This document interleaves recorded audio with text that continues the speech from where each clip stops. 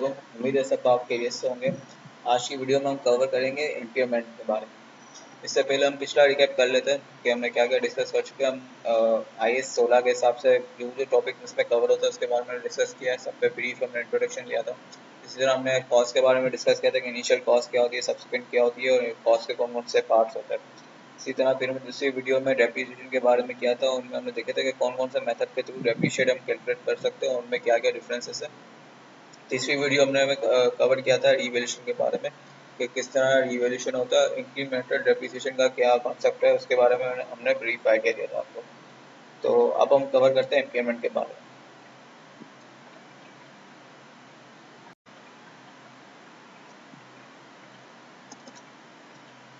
जब हम इम्पेयरमेंट की बात करते हैं तो उसमें दो IAS कवर होते हैं। एक होता है IAS 16 जिसके बारे में हम डिस्कस कर रहे हैं, एक होता है IAS 36।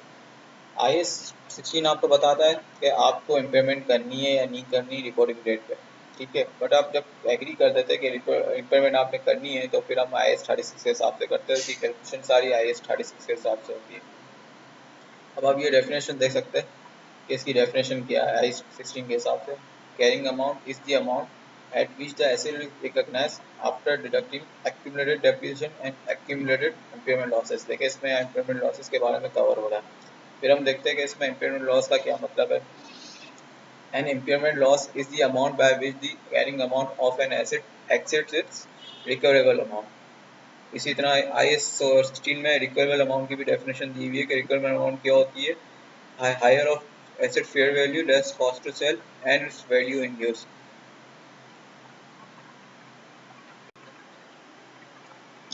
जैसा कि मैंने आपको बताया कि इम्पेयरमेंट करनी ना करनी इसके बारे में आपको IAS 16 पता था, पर इसकी टेस्टिंग हम किस तरह करते हैं, हम IAS 36 के हिसाब से करते हैं, जो कि पैरा 63 ऑफ IAS 16 में भी लिखा हुआ है।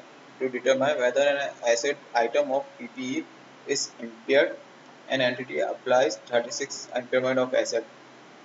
ये स्टैंडर्ड आपको 36 बारे में बताता है कि आपकी रिक्वायरमेंट अमाउंट क्या होगी, आपकी वैल्यू इन यूज क्या होगी, less to cost to sell क्या निकलेगा। और उसमें काफ़ी डिटेल में IAS 36 में बताया गया है कि आप इम्पेयरमेंट किस तरह कर सकते हैं। खाली IAS 36 में इसके बारे में नहीं बताया गया, दूसरी चीज़ों के बारे में भी आपको बताया गया है कि आप इनकी इम्पेयरमेंट टेस्टिंग किस तरह कर सकते हैं और बहुत डिटेल में होता है। तो हम खाली शॉर्ट कवर करेंगे इसमें, बेसिक सी कैलकुलेशन देखेंगे किस तरह करता है, उसका रिवर्सल होगा तो किस तरह कैरी ऑन करेंगे। तो सबसे पहले ये हम ऑब्जेक्टिव पढ़ते हैं IAS 36 का। ये सारा का सारा मैंने IAS से उठाया है, वहीं से कॉपी किया।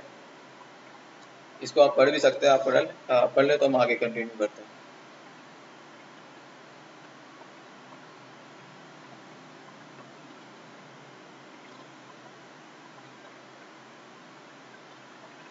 इस तरह ये आप मेन पॉइंट पढ़ सकते हैं। An asset is carried at more than its recoverable amount if its carrying amount exceeds the amount to be recovered through use or sale of asset. If this is case, the asset is described as impaired and standard requires the entity to recognize an impairment loss.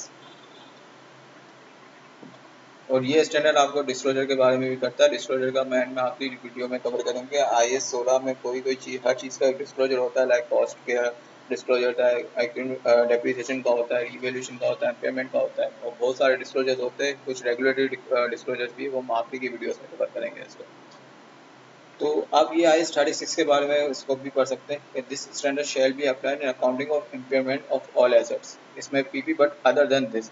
अभी सारी आप देखेंगे तो इसमें inventories के बारे में बताया गया कि इन जगहों पे ये IAS 36 अप्लाई नहीं हुआ, क्योंकि इसमें भी इम्पेयरमेंट होती है बट इसके इम्पेयरमेंट के बारे में इन रिस्पेक्टिव IAS में लिखा हुआ है, तो इसलिए वो ये चीज़ यहाँ पे कवर नहीं होती इसमें। और दूसरे इंटेंजिबल की इम्पेयरमेंट के बारे में कवर होता है, क्योंकि उसके बारे में कहीं नहीं लिखा हुआ।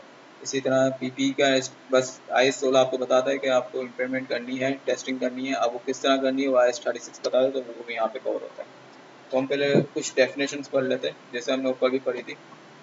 जब हमने रिकवरेबल अमाउंट के बारे में पढ़ा था तो उसमें लिखा हुआ था कि higher of asset fair value. अब ये फेयर वैल्यू है क्या और कॉस्ट टू सेल क्या, तो हम ये डेफिनेशन देख लेते हैं। Fair value is the price that would be received to sell an asset or paid to transfer or liability in an orderly transaction between market participants at the measurement date. अब जब fair value आपकी निकलती है तो वो उसके लिए भी एक अलग IFRS अप्लाई होता है, फेयर वैल्यू मेजरमेंट। अब ये फेयर वैल्यू मेजरमेंट के अंदर भी हमें 3 तरह की लेवल होती है, 3 तरह की फेयर वैल्यू। मैं आपको थोड़ा ब्रीफ बता देता हूँ, डिटेल में उसमें हम कवर करेंगे IFRS स्टार्टिंग जब हम डिस्कस करेंगे। बट मैं आपको एक ब्रीफ इंट्रोडक्शन देता हूँ। इसमें 3 तरह की लेवल की आपको मिलती है क्या फेयर वैल्यू। तो जब से जो हाईएस्ट हम बोलेंगे कि हमें यूज़ करनी चाहिए वो लेवल 1 करनी चाहिए, अगर लेवल 1 ना पता हो तो फिर लेवल 2, इस तरह 3 लेवल्स होते हैं। तो अज्यूम करते हैं कि हमें लेवल 1 ही पता है इसमें हर चीज़ में, ठीक है। आप पढ़ते हैं कि कॉस्ट ऑफ डिस्पोजल क्या होता है। Incremental cost directly attributable to the disposal of an asset. मतलब कोई भी चीज़ आप जब फेयर वैल्यू निकालते हैं उसको बेचने की अलग कोई ना कोई कॉस्ट होती है जो कि डायरेक्टली रिलेट करती है उससे बेचने के लिए, तो वो हम इसमें से लेस कर देते हैं, fair value minus cost to sell. फिर हम कर इसकी डेफिनेशन पढ़ते हैं वैल्यू इन यूज़ के बारे में। वैल्यू इन यूज़ क्या होता है? वैल्यू इन यूज़ होता है कि अगर आप ये एसेट कंटिन्यू करेंगे, कोई भी अगर अज्यूम करें आप एक एसेट आप मशीनरी इम्पेयर करना चाह रहे हैं, इम्पेयरमेंट टेस्टिंग करना चाह रहे हैं, तो वो आज तो यूज़ हो रही है, वो फ्यूचर में भी यूज़ होगी, और उस फ्यूचर में हमें क्या बेनिफिट्स मिलेंगे, वो बेनिफिट्स हमें किस सूरत में मिलेंगे, वो मिलेंगे हमें कैश फ्लो की सूरत में। तो अब हम एक एस्टीमेट निकालते हैं कि फ्यूचर में इससे कितना फ़ायदा होगा, कितना कैश फ्लो जनरेट होगा, फिर इसकी हम प्रेजेंट वैल्यू निकालते हैं। अब वो प्रेजेंट वैल्यू वगैरह तो बहुत डिटेल में होती है कि इसमें डिस्काउंट रेट क्या क्या लेना है, ये डिस्कस नहीं करेंगे। मैं खाली आपको एक आइडिया देता हूँ कि वैल्यू न्यूज़ क्या होती है। मतलब फ्यूचर में जो आपको कैश फ्लो जनरेट होंगे उनकी आज की प्रेजेंट वैल्यू क्या है, वो एक रिस्पेक्टिव डिस्काउंट रेट पर हम कैलकुलेट करते हैं। और ये कुछ एग्जांपल्स है कि जब आपको लगता है कि इम्पेयरमेंट हो चुकी है और आपको अपने जो एसेट है जिसको आप यूज़ करें उसको इम्पेयर करना चाहिए। ये कुछ एग्जांपल्स है जनरल के कौन कौन से होती है, लाइक कैश फ्लो। आपके कैश फ्लो जो थे वो आप लॉसेस में बदल गए, मतलब आप प्रॉफिट पहले तो जो आपके पॉजिटिव कैश फ्लो थे अब वो लॉसेस में हो गए, तो इस वजह से आपको इम्पेयरमेंट करनी पड़ सकती है। इसी तरह दूसरे भी रीजन भी लाइक कॉस्ट हो गए, लीगल हो गया, मार्केट प्राइस हो गया। मार्केट प्राइस तो ये बिल्कुल सिंपल सी है कि जिस एरिया में आपकी मार्केट है उसकी मार्केट प्राइस गिर गई है तो कॉस्ट में आपकी जो फेयर वैल्यू होगी लेस कॉस्ट टू सेल वो भी कम होगी क्योंकि उसको जब आज बेचने आएंगे तो उसकी वैल्यू आपकी कम होगी। यूज़ मतलब आपकी जो आप पीपी यूज़ कर रहे हैं, लाइक आप एजम्पशन ले कि आप एक मशीन यूज़ कर रहे हैं उसका यूज़ कम हो गया है, तो उसके आपके इसके थ्रू आपकी वैल्यू यूज़ भी आगे आगे कैश फ्लो कम हो जाएंगे तो उस पर भी आपका पीपी की वैल्यू कम हो जाएगी।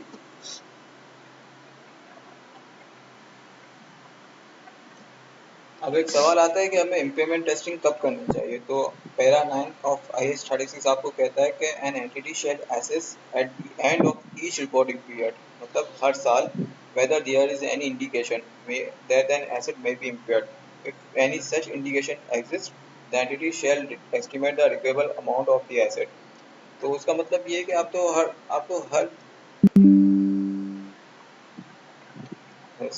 मैं ये आपको हर ईयर एंड पे अपनी इम्पेयरमेंट टेस्टिंग करनी है, वो इस तरह करनी है आपको इंडिकेशन देखने के कोई ऐसे इंडिकेशन तो नहीं है जिसकी वजह से आप पे इम्पेयरमेंट आ सकती है।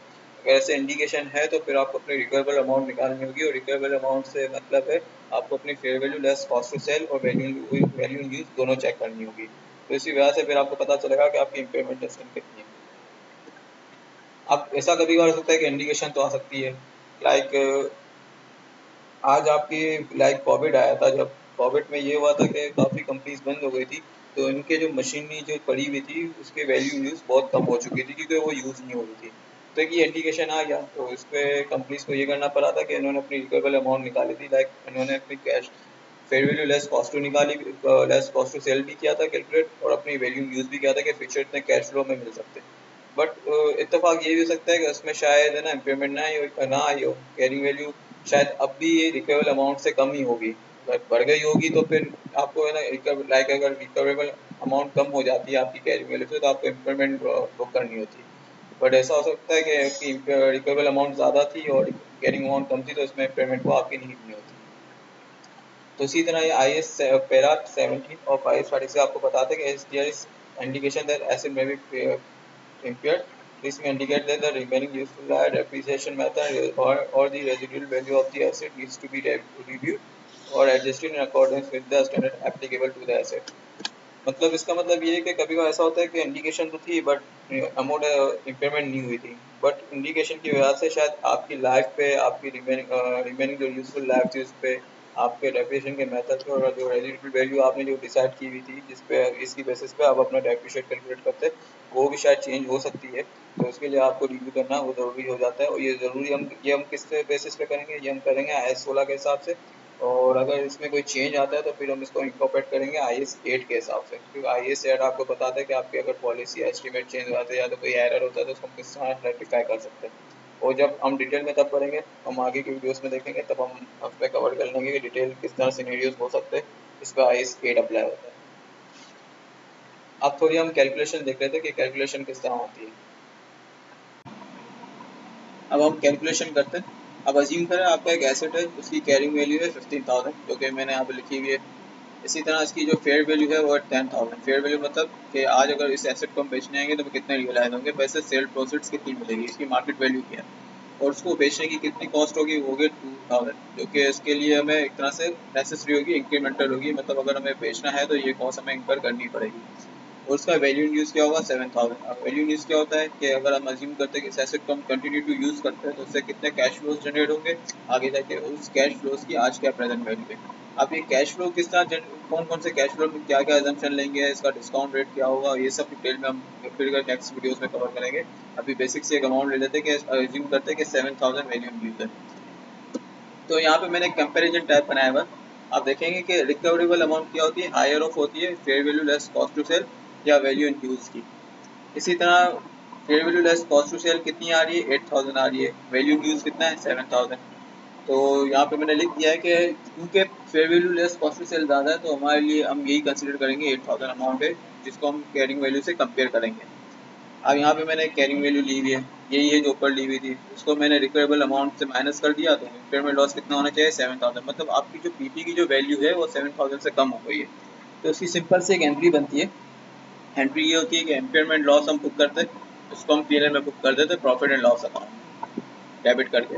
इसी तरह जो इसका दूसरा इम्पैक्ट है वो जाता है एक्यूमुलेटेड इम्पेयरमेंट में। अब एक्यूमुलेटेड इम्पेयरमेंट को हम कहाँ पे शो करते हैं, वो हम जब अपने पीपी में अपना सॉरी बैलेंस शीट में अपने पीपी दिखा रहे होते हैं, इसमें से हमें नेट करना होता है, हमें हर बार बताना पड़ेगा कि इसका जो बैलेंस इम्पेयरमेंट का है कितना है, एक्यूमुलेटेड कितना है। अब अज्यूम करें इस साल 7,000 का सही है इम्पेयरमेंट, नेक्स्ट ईयर फिर इसकी वैल्यू फिर गिर गई, वो 2,000 और क्रिएट हुई।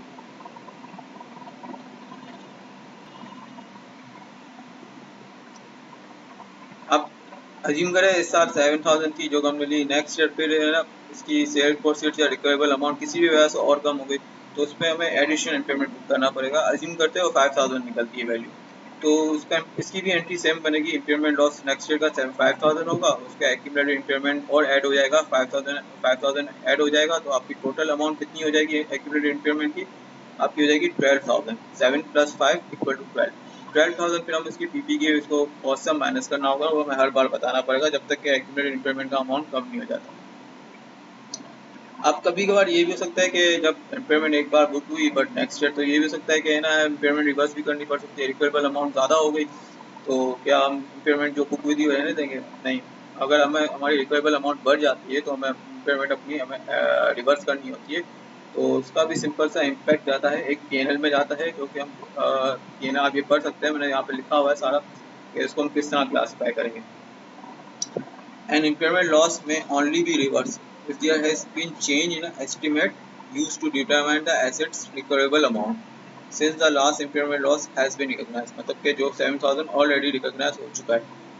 अगर ये केस है, if this is the case, then the carrying amount of the asset shall be increased to its recoverable amount। मतलब हमें फिर उस रिकवेबल अमाउंट पे जाना होगा जो कि इंक्रीज हो चुकी है, जो लास्ट इस साल कम है और नेक्स्ट ईयर जाके इंक्रीज हो गई है। तो जो इंक्रीज कराएगा वो क्या कराएगा, reversal of impairment loss. But हमें एक चीज़ में याद रखनी है, कभी भी ऐसा नहीं हो सकता कि है ना रिकवेबल अमाउंट इतनी ज़्यादा भर गई है और हमने उसको इम्पेयरमेंट जो बुक था हमने बहुत ज़्यादा कर दिया है, बट एक्चुअल में अगर हम इम्पेयरमेंट बुक ना करते उस पर जो कि अभी कैरिंग वैल्यू होती तो उससे भी ऊपर चला गया। IAS हमें ये ना ये अलाउ नहीं करता। देखिए ये IAS की मैंने वर्डिंग बताई है, मैं यहाँ पे लिख देता हूँ, यहाँ पे आपको पढ़ के बता देता हूँ। However, this increase in the carrying value of the asset can only be up to the what the depreciated historical cost would have been if the impairment had not occurred। मतलब impairment नहीं हुई होती तो आज इसकी क्या carrying value होती। Any reversal of impairment loss is recognized immediately in the income ये इनकम स्टेटमेंट मतलब क्या, जब आपने लॉस बुक किया और नेक्स्ट ईयर जाके ऐड किया आपने उसको रिवर्स किया तो उसका भी इम्पैक्ट पीएनएल में जाएगा। एज एन एक तरह से देखा जाए तो क्रेडिट नेचर का होगा जो कि इनकम ट्रीट होगा, ठीक है। बट उसकी अमाउंट मैक्सिमम आप उतनी कर सकते हैं जितनी अगर इम्पेयरमेंट बुक नहीं हुआ होता और उसकी कैरिंग अमाउंट चेंज नहीं हुई होती, नॉर्मल डेप्रिशिएट होकर आ रही होती तो जितनी होती तो उसी में ज़्यादा। तो इससे ये एक चीज़ आपको पता चलती है कि जब भी आप इम्पेयरमेंट बुक करते हैं तो आपको नेक्स्ट ईयर जब भी अगर इम्पेयरमेंट बढ़े या ना बढ़े आपको उसकी एक वाली अमाउंट भी निकालनी पड़ेगी। अगर इम्पेयरमेंट ना हुई होती तो कभी भी ऐसा हो सकता है कि आपकी इम्पेयरमेंट आपको रिवर्स करनी पड़ सकती है और उसकी जो लिमिट है वो उसकी हिस्टोरिकल कैरिंग अमाउंट है अगर इम्पेयर्ड ना हुआ होता। तो मैंने यहाँ पे एक एग्जांपल बनाई हुई है calculation, carrying value after incorporating impairment and current year tab. मतलब अज्यूम करें कि इस साल की इम्पेयरमेंट होकर आपको 7,000 की कैरिंग वैल्यू मिल गई। अब कैरिंग वैल्यू अगर इम्पेयरमेंट नहीं हुई तो जाहिर सी बात है ज़्यादा होती, तो अज्यूम करें वो 14,500 थी, ठीक हो गया। अब आप अज्यूम करें कि आपकी जो रिकवेबल अमाउंट है वो हो गई 18,000 रुपये, बट इसमें से जो आप रिवर्सल करेंगे खाली 7,000 का करेंगे क्योंकि इसकी जो लिमिट है 7,500 की है। अगर 7,500 से अगर रिवर्स हो रहा होता मतलब आपकी इम्पेयरमेंट बढ़ रही होती तो फिर आपको वो ज़्यादा इसको अलाउ नहीं करता, वो उतनी 7,500 पे लिमिट कर देता क्योंकि हमें इसकी वैल्यू बढ़ाने के लिए एडिशनल इसकी कैरिंग अमाउंट में लाने तक के लिए हमें खाली 7,500 तक का अलाउ है। जो 14,500 है अगर इम्पेयर ना हो तो उससे ऊपर हम नहीं ले आ सकते थे अपने इम्पेयरमेंट रिवर्सल को। तो ये आज का टॉपिक था इम्पेयरमेंट का। ये बेसिक सी कैलकुलेशन वगैरह थी, इसकी डिस्क्रिप्शन थी और इसके ऊपर डिस्कशन था। आपको कोई भी सवाल पूछना चाहे तो आप पूछ सकते हैं। इसी तरह हमारे पेज को लाइक कीजिएगा, चैनल को और सब्सक्राइब कीजिएगा और बेल आइकन पर जरूर क्लिक कीजिएगा। थैंक यू, अल्लाह हाफिज़।